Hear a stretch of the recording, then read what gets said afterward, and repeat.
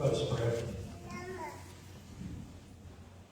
May the words of my mouth and the meditations of all of our hearts be acceptable in your sight, O Lord, our rock and our Redeemer.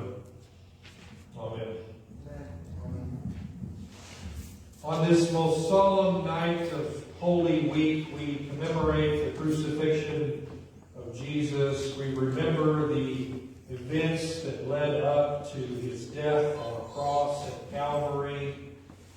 It seems odd that we refer to this night of commemoration as good. It seems like an oxymoron.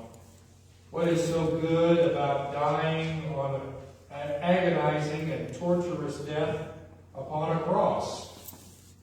In the first century, the cross and crucifixion was used by the Roman Empire to terrorize the Jewish population into compliance.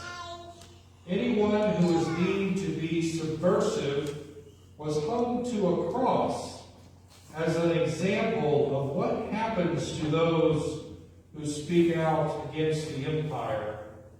It was quite literally state-sanctioned terrorism. When they were crucified, they would be left hanging on the cross, many of them, so that those who passed by would see what the consequences were if you were not compliant to the empire. There would be no grave for them. They simply left them on the cross until their bodies decomposed. Thousands of people were crucified even before Jesus arrived on the scene. African-American theologian James Cone, in his book The Cross and the Lynching Tree, says that in many ways the lynching tree functioned very much like the cross in the first century. It was a form of state-sanctioned terrorism. It was used, like the cross with the Jewish population, to terrorize the African-American community. Lynching was used as a way to keep the African-American population in line with what the white community wanted, and it was used as an example of what would happen to you if you ever stepped out of line. Similar to the thousands of people who were crucified on a cross, they were not given, many of them, a proper burial. Like those who were crucified by the Roman Empire, many times they just simply left them hanging on trees until their bodies decomposed, so that others, especially other African Americans who could be passing by, would see what happened. When I thought about this connection between the cross and the lynching tree, it reminded me of an online service that I helped to participate in at my home church with several of the other downtown churches in St. Joe for Martin Luther King Day. And for this online service, we were commemorating the lynching of a local person that occurred in St. Joseph. His name was Lloyd Warner, and it occurred on November 28, 1933.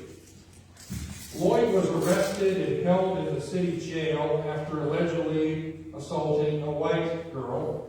At the jail, a mob of 7,000 white men and women began assembling around the jail.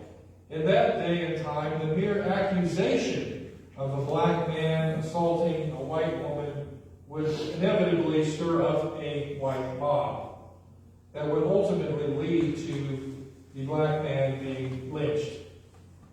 The governor, hearing about the mob, called out the National Guard. The mob demanded that the sheriff hand over Lloyd to them, while other local law enforcement officials and National Guard troops were there at the jail. They did nothing to stop the mob as they smashed windows and attempted to break down the jail door. Ultimately, at 11 p.m., the sheriff would hand over Lloyd to the mob to be lynched by the downtown courthouse in St. Joseph, Missouri. Before they hanged Lloyd near the courthouse, he was beaten, choked, and stabbed. Then, as he hung by the courthouse, they threw gasoline on him and lit him on fire. A whole crowd of people at the courthouse stood by and watched as all of this took place. Now, out on the edge of St. Joseph, I've actually traveled out there. We filmed out there as we did this special Martin Luther King Day service. There's what used to be a cemetery where they put what was left of Lloyd's body into the ground with no grave marker or anything. And it was known as a pauper cemetery, which was in that day was a cemetery for poor people or those who could not afford anywhere else to go when they passed. The cemetery sits on a hill, and you can see some of what's left of what's the grave markers that are there that are still falling apart. It's currently an inactive cemetery that's owned by the Missouri Department of Conservation. There was a memorial ceremony held for Lloyd at the courthouse in St. Joseph shortly before I left to come here to Iowa. Soil was collected and will be taken to the Legacy Museum in Montgomery, Alabama. The soil collected will be included along with all the other soil collected from lynching sites all over the country. In addition to the soil collection, a grave marker was placed in the cemetery with Lloyd's name on it in remembrance of him, so that he would finally have a place marked for him. And there are ongoing plans to put a memorial to remember Lloyd Warner's lynching at the site by the courthouse in St. Joseph. As we hear these two stories, one of Jesus and one of Lloyd, you can see some similarities between crucifixion and lynching. The memorial that will be erected by the courthouse, the collection of dirt from the ground, and the marker at the cemetery for Lloyd were all ways that something good could be brought out of something that was dark and evil, which was to educate those in our communities about our past, our history with lynching in this country. St. Joseph was not the only place. It occurred all over this country, in the north and the south.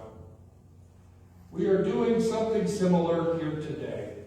We are having a memorial, enacting rituals where we acknowledge and become aware of how God transformed an event that was meant for evil, the crucifixion, into something good that would bring about the world's salvation.